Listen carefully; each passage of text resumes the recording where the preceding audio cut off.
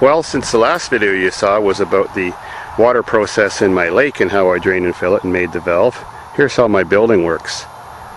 First, you'll notice I have an eave trough just on one half of the building.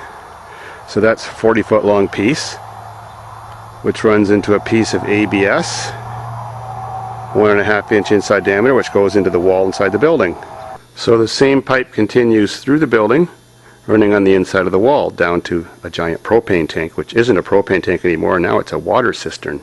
This scrap, about 200 Canadian gallon or imperial gallon propane tank, I got for free. And I'll show you how the system works. Of course, whenever it rains, water wants to come down this pipe.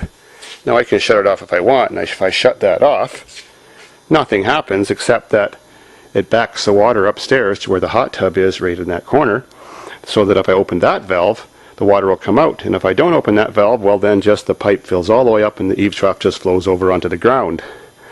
But when this pipe is open, water is always running in there. And the beautiful thing is, even if it doesn't rain, it's a dewy day in the morning, you get about 5 gallons of water in your barrel anyways, so every day it's sort of filling itself up. So of course, if water's going in there, the air has to be displaced and go out. So the air goes out this tube, which is right there on the side of the wall, so it just pours onto the ground. It's only rainwater. Well, how this system works. Well, those aren't all compressed air lines. I use compressed air line in this building as water line. So if it freezes when I'm not here in the wintertime, because this building isn't heated in the wintertime during the week when nobody's here, it can easily unthaw and no fittings will be broken. In the 10 years that this system, or 11 years this system's been here, it's never got cold enough in this room to freeze the big tank, so I'm not worried at all. So if you wanted to use this system, once it's full of water, of course, doesn't matter which one you shut off first, shut off the two that go outside. It works off compressed air coming in, which is right here. Also gives you a handy compressed air connection in case you want to do some painting or blowing inside your room when you're cleaning or whatever. So it's got a ordinary pressure regulator for a compressed air system you might have in your shop. So if these two are closed, you allow compressed air to go in there and open this valve. Well, that tube is just a piece of steel pipe that's welded almost all the way to the bottom. Doesn't quite touch the bottom because of course there's sediments from dust on the roof or maybe a piece of grass or shit the birds dropped up there. Well, there goes the compressor. It's in the basement. So I can adjust whatever pressure I want in here up to 140 psi, but I usually keep it at 45 psi. So when you hear it stop hissing, tank is full. Water pressure of course works, but it's got more neat innovation other than that. It's got a pressurized backup tank in the basement that's about 7 gallons. So that while this thing is filling and unpressurized and open to the environment, the water system still works for several toilet flushes or washing your hands or doing a load of dishes, even while it's filling. I'll show that to you in a second. First I'll show how you exhaust the air out of here when you want to set it to fill mode. Well, imagine your system's already pressurized and you don't need any more pressure in the tank. You have these levers shut off and you want to set it for fill, which I always do when I'm not here. So you open this one and it makes a big fart. Releases the pressure in the tank. Then open this one and it's just set for fill mode, which it's set every time when I'm not here.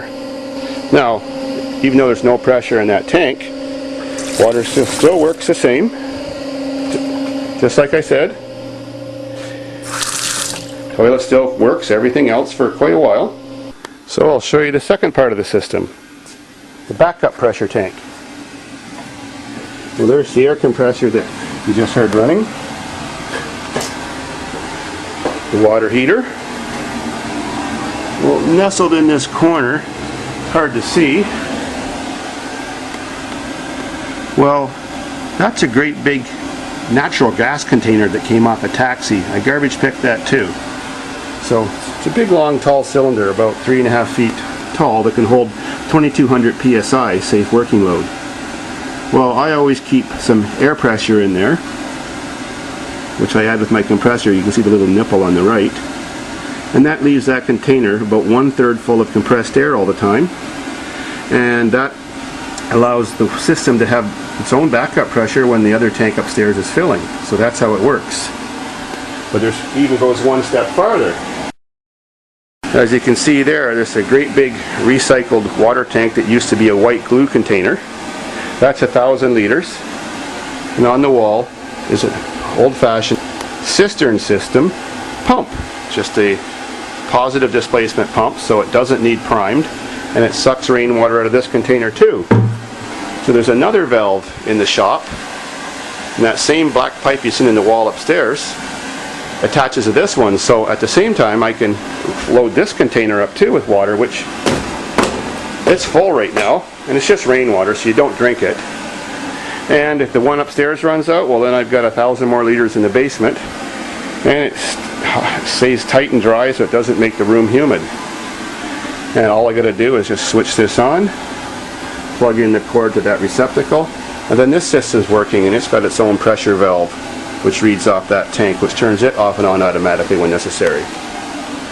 Now all of this system cost me almost no money to build. I never made a system like this before in my life because I never made a building before in my life, and this is the building I made.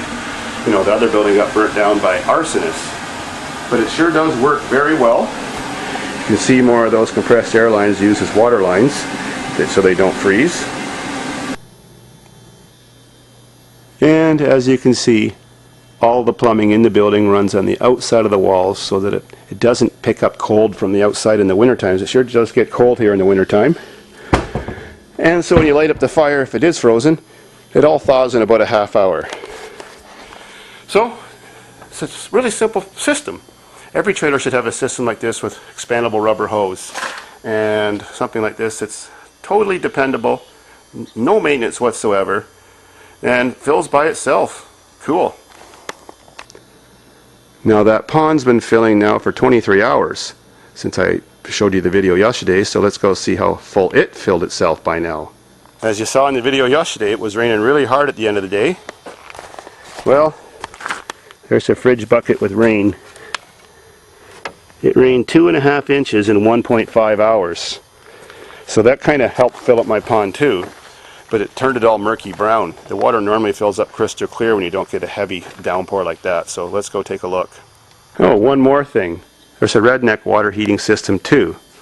Well, there's a copper pipe that runs into those two compressed air lines. So it's copper along there on the wood stove pipe. And it goes on top of the barrel where it's all wrapped and coiled, 50 feet of 3/4 inch air conditioner grade copper pipe. There you can see it better coiled up on top of the wood stove. So that gives you some instant hot water almost whenever you have the fireplace on. Great for just washing your hands or doing something small.